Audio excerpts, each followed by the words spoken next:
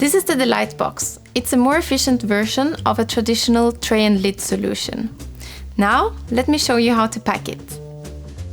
Here we start by lifting the sides to reveal the internal floor of the box and placing the product inside. Then we fold up the lid.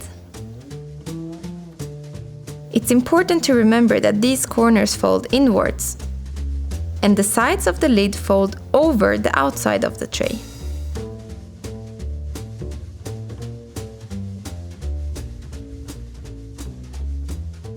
Then we flip the box upside down, remove the release paper nearest the edge and seal with the hot melt strip.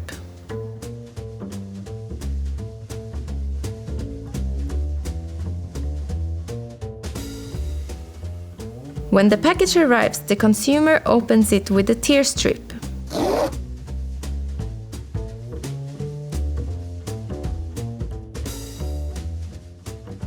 Should they want to make a return, they can use the second hot melt strip after removing the release paper and reclose the box. Although this box is a little more challenging to fold the first time, packers quickly become faster and faster.